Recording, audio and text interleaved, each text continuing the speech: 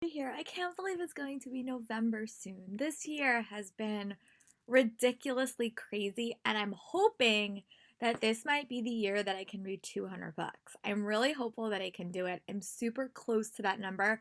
Right now I'm at 177, and I think it's doable. So I'm really excited if I can do it. That will be like a massive dream of mine to read 200 books in a year. Definitely quarantine has helped that process because I've had a lot of listening time and a lot of reading time due to quarantine. We're still not out of quarantine, sadly. I think it's going to go on for a couple more months. So hopefully, with all that going on, I can get a bunch of reading done. But I am going to change up my TBR a little bit this month. Most of you guys know I read mostly young adult and middle grade books. And I'm trying to really diversify my reading. Recently, in the past couple of months, since quarantine has begun, I have been following a bunch of new YouTubers, and they read a lot of historical romances and a lot of high fantasy, and I've been really inspired by some of them to tackle some new reads. So I'm going to kind of split this up until adult fantasy, middle grade, and Regency Romances, because I feel like the adult fantasy books are super long and I might need something like a little bit quicker. I'm really not worried about number. I just want to kind of dive into these worlds and see if I enjoy them and then kind of keep reading.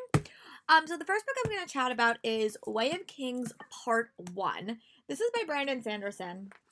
And I really know nothing about this. I know it's a warp themes book. I know it has to do with magic. This is volume 1. I actually do have volume 2. I bought it. So this book is like over 500 pages. And book 2 I think is over 500 pages. So it's like a 1,000-page book.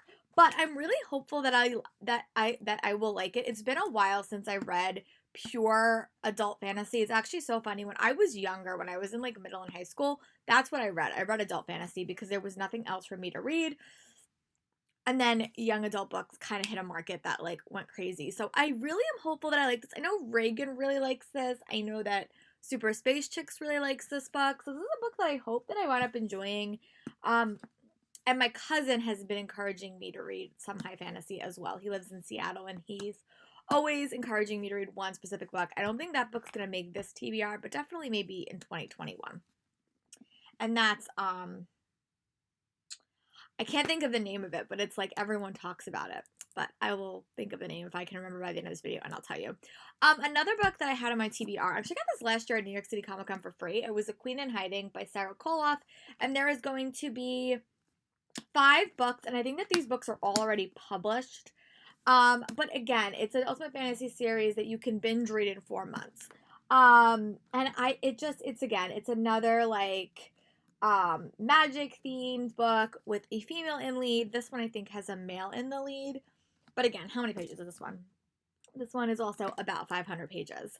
So again, these are definitely more massive books, but I'm really excited. So these are the 2 ones I would love to tackle this month. And then the one that I think is going to be the read for the Time Warp YA Book Club is City of Brass by S.A. Chakraborty. I actually have all 3 of them. I have an e-arc of the 3rd one, and I have an e-arc of this, a listening book for the 2nd one, an audiobook. But this just has to do with thief. It takes place in Cairo, I think. I might be wrong, but I've heard really good things. And I actually was able to meet the author 2 years ago at BEA. The last time we had BEA, it was like a lot of adult authors. And I also have The Poppy War by R.F. Kuang that I got at that event as well. But these are the physical books that I hope to tackle this month. Again, they're massive. And 2 other books that I do hope to add to this TBR. One is The Thief's Daughter by Jeff Wheeler. About a couple of months ago. I actually read it over the summer, and I really wound up liking it. This is another shorter read. I think it's like 400 pages, maybe like 300 pages. It's definitely shorter, so if I feel like I'm trudging a little bit through my longer ones, I might add that one to it as well, because it's definitely like a shorter read, and it's actually a sequel for me, and I've been trying to get better at reading my sequels this month. And then the last one that I'm going to talk about in this little section is Eye of the World by Robert Jordan. Super long fantasy book that's been getting great praise. It's actually like a 13 or 14 book series, so it will take me a super long time. I actually might get the audiobook and might just wind up listening to that all month because it's quite a few hours. But I also do have the ebook on my Kindle, so we will see how I feel like listening to that one. But yeah, so that is the adult fantasy books that are on this TBR. Now let's dive into the middle grade. The theme, most of these are from Rick Riordan or the Rick Riordan Presents line. But yeah, so the first one I do want to chat about, it's not actually, I don't have a physical copy, but it's the Plague one. I can't remember the name of it, but it comes out in early January, and I have an e-arc of it on my Kindle. So if I wind up reading most of these, I might also toss that one on. But Tristan Storm Punches a Hole in the Sky is a best-selling, is an epic fantasy middle-grade American god set in a richly imagined world populated with African-American folk heroes and West African gods. I actually really have to give this back to my friend Sarah, who I borrowed it like 2 years ago at this point. And the sequel actually just came out. So I really hope that I wind up getting around to this one. I've been trying to diversify my reading history, and I really love the mythology books. Just kind of educates me a little bit more, and I do have to give this back to her.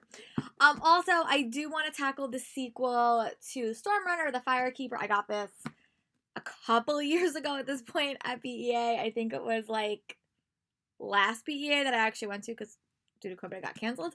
But I really hope that I like this one as well. I remember liking the first one pretty well. So, and then the behemoth that is Trials of Apollo, the Tower of Nero. This is the final book in that series, and I'm dreading reading it because I know that means that we're not going to see these gang of characters for a while, and I'm kind of bummed about that, but I might just have to do a Percy Jackson reread in 2021, so we'll see. But I really am excited to see how the story ends. I just don't know if my emotions can handle it. And then I also decided just to tackle The Beast by Ali Condi and Brandon Reich onto this. I wound up really liking the first one, and it's very, very reminiscent of Stranger Things. But since we're not getting Stranger Things anytime soon, I figured I would bring this one, and also the sequel is coming out. So, well, the final book in the series. So if I actually wind up continue reading it, I'll probably wind up buying that for myself as probably like an early Christmas present. So we will see about that. Now, the next category we're going to talk about is Regency Romances. Lame peace loves books for getting me on this trend. But I did start reading historical romances. I have a very, very specific plot point that I'm looking for. And when you see my October reading wrap up, you'll see that I had one that I really didn't like because it didn't do the plot twist the way that I enjoyed it. But I'm looking for historical romances with a specific plot point. So I know that 2 of these do have this plot point, so I'm hopeful that I'll find a couple of more. But the first one is This God of Mine by Sophie Jordan, and this follows a girl named Clara. And she's basically been ruined, and to kind of protect her family from her ruined reputation, she decides to go to Scotland, and she winds up pretending that she's pregnant. And then she meets this guy named Hunt, who believes that he can't father any children because he's cursed. So they kind of develop a relationship, and I think it sounds super interesting. Pregnancy in Regency romance books is probably one of my favorite tropes. At least I think I'd like it. So this is one that does have pregnancy in it, I hope, and I'm really hopeful that I like it. And I do like Sophie Jordan in other genres, so I hope I like this one. Another one that I picked up from the library was A Rogue of Her Own by Grace Burrows, and this is just a little bit more of a twisty, turny thing with some polite society, some affairs, and I don't like affairs in my regular reads, but historical romances, I find them to be super interesting and super fascinating. So these are the 2 that I would love to tackle. And also, I wound up buying one by Lisa Kleypas called Suddenly You, and I heard a rumor that it does have a pregnancy plotline in it as well. So yeah, these are the 3 that I will probably read. I'll probably do a week of reading these, probably after I read some historical fantasy. Some high fantasy, because they're super fast, and I really hope to tackle them. And I've been wanting to tackle this all month in October, but I wanted to focus on my creepy reads, so these kind of fell by the wayside. But these are 3 that I would love to tackle in the month of November, so hopefully that happens. Some random reads that I wound up adding to this TBR because I had a little bit more room on my TBR card. One is Cemetery Boys by Aiden Thomas, which is the perfect witchy read. It also has some great trans representation, and I've heard amazing thoughts about this one, and I just had to buy it. And let me see. Okay. The Barnes & Noble edition has a much prettier cover than this one does. Their cover is stunning, and I probably would have bought it from Barnes & Noble if I had known that. But yeah, this is a Latinx trans witch Bruja novel, and I really hope that I like it. Also, kind of keeping with the creepy theme, is Eventide by Sarah Goodman. This is a book set in the 1907, and I think it has madness, secrets, and links will go to keep things buried. I think it has a magical twist. I got this from Tor over the summer. I also wound up keeping on Batman Nightwalker, which is a graphic novel inspired by Mary Lou's novel that I read a couple years ago, and I think that probably was one of my favorite of that imprint. So I really hope that I get around to reading this eventually. I got this at ALA, I think, in January.